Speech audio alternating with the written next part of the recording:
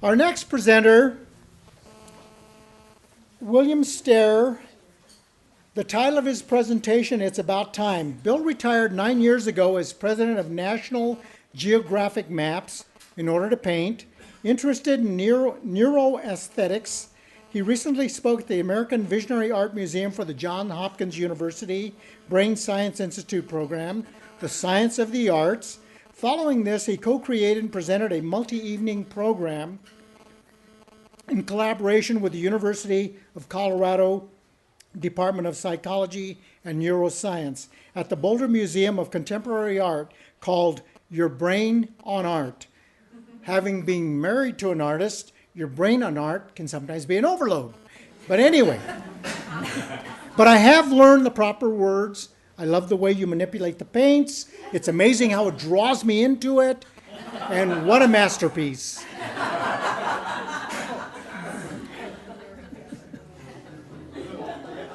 You've all heard that one, right? Let's see, and then it was, these sessions explored creativity, improvisation, visual perception, aesthetics. His work has been exhibited throughout the country. He recently had a solo exhibition of his large portraits at the Firehouse. For those of you that were able to see it, did everybody here see that? It was fabulous. I mean, if you didn't see it, there's a part of your life that you lost that you will never be able to capture again. All right? Bill and his wife, Mary Kay, live in Boulder, and at this time, let's give a warm Pachakacha welcome to Bill Stoehr.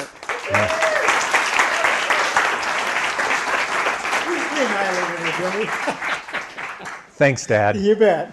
Son, do a good job.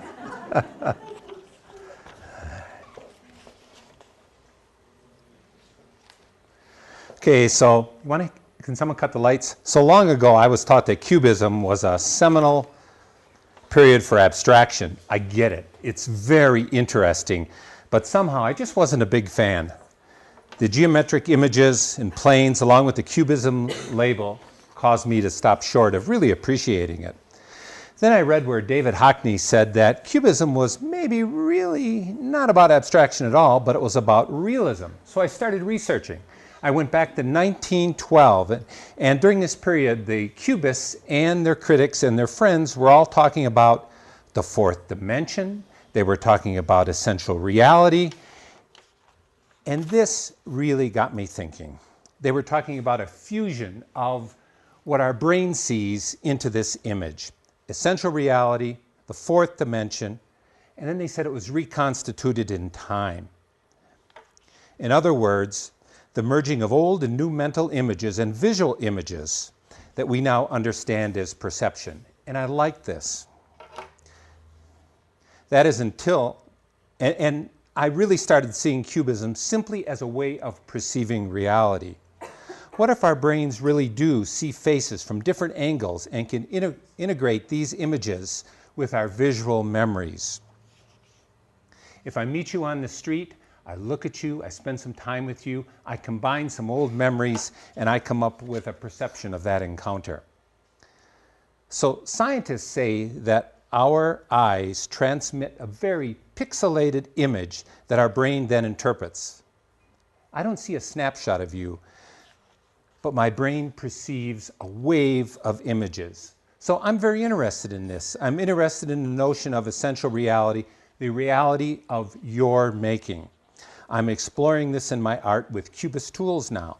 Today, neuroscientists agree with the Cubists. They were right that we now perceive a wave of images. So I try to give you a more naturalistic notion of this. I try to give you some cues that are realistic, like an eye or like some jewels.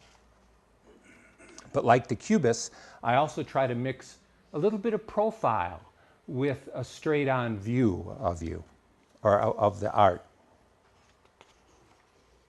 I started to just slightly misalign the features and ever so slightly alter the facial planes.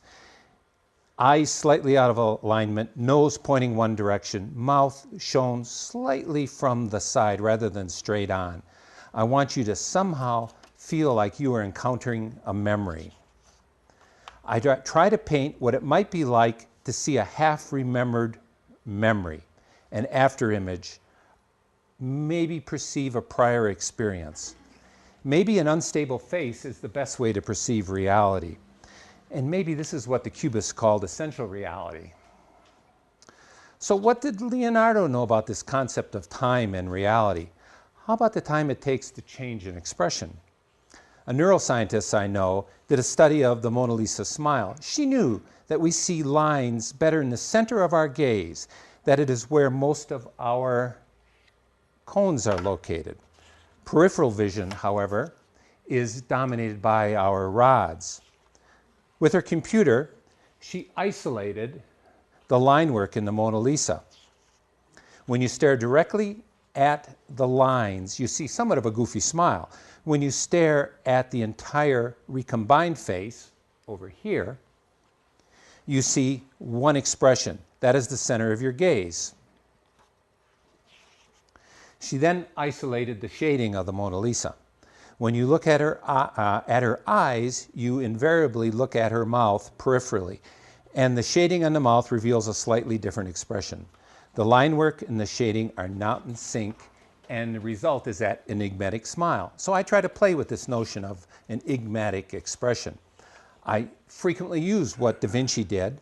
I create conflicting expressions with line and shading. But then I thought, are there other ways that I can do this? Well, an enigmatic expression creates an ambiguity that your brain wants to resolve. So take a look at this. This is half of Priscilla's face, and she's almost smiling here. You know, it might be a contented look. Her eyebrows, her cheek, and her mouth all give that simple impression of maybe contentment. But here, maybe she's almost crying. Whoops. The right side, well, maybe she's sad.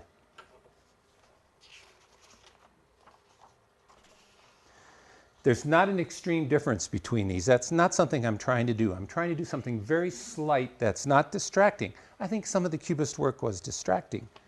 Conflicting cues create an ambiguous expression, and our brains want to resolve it.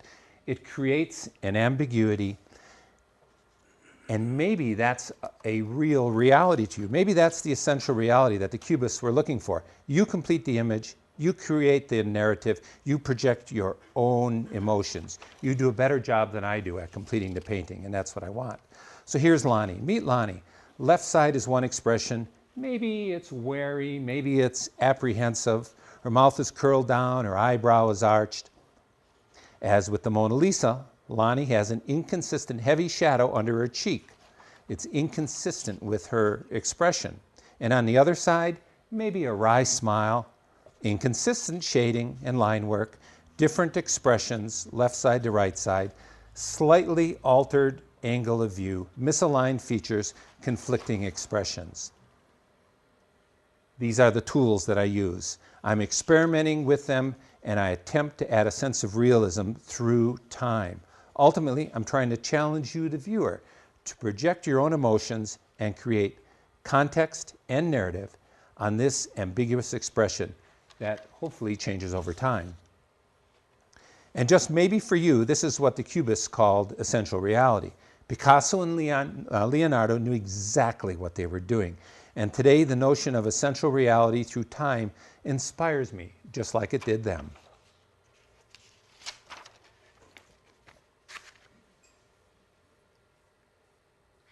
Thank you.